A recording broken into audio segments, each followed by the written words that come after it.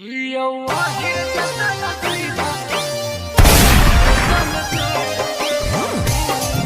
प्रतिमा recording studio Sheikhpura.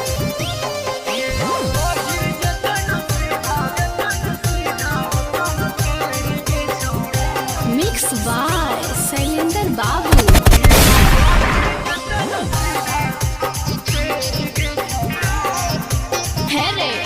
बबुअनवा बोला हो बेकार में जब बताइयो हम तो रह बारे में।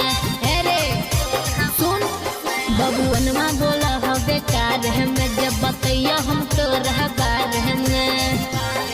हे कोटी है जान लेबे में करबो न देर गे छौड़ी, कोटी है जान लेबे में करबो न देर गे छौड़ी।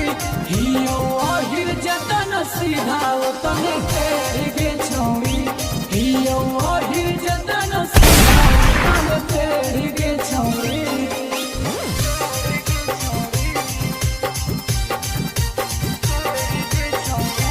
माँ प्रतिमा रिकॉर्डिंग स्टूडियो शेखपुरा।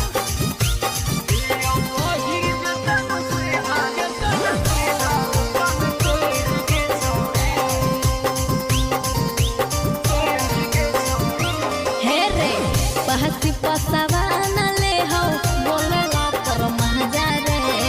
ओहिरा के पावर के नैला दिल को कोई अंदाजा गे। अच्छा अरे कहती पसवा न ले हो बोलेला पर महजा रे।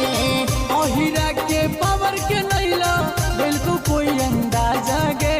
चल चल रहे दे आगे सब के भागे पर तो उमर बुखा देर के छौड़ी, सबके भागे पर तो उमर मुखा देर के छौड़ी।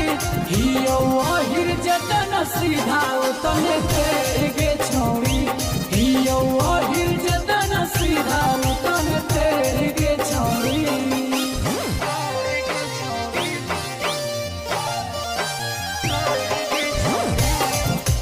मिक्स बाय शैलेंद्र बाबू।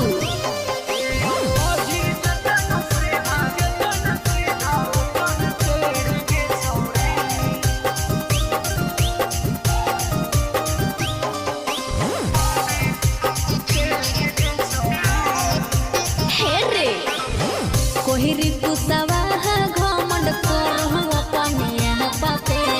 देवो हम आई ओरा हाथवे से चाप के। अच्छा हे रे कोहिरी तू सवाह घमंड कर हम अपने यहाँ पापे। देवो हम आई ओरा हाथवे से चाप के। ढेर मत फेंक शेखपुरा जिला के ही हम ही शेर गे छौड़ी। अच्छा गया जिला के ही हम ही शेर गे छौड़ी। हियो आहिर जतन सीधा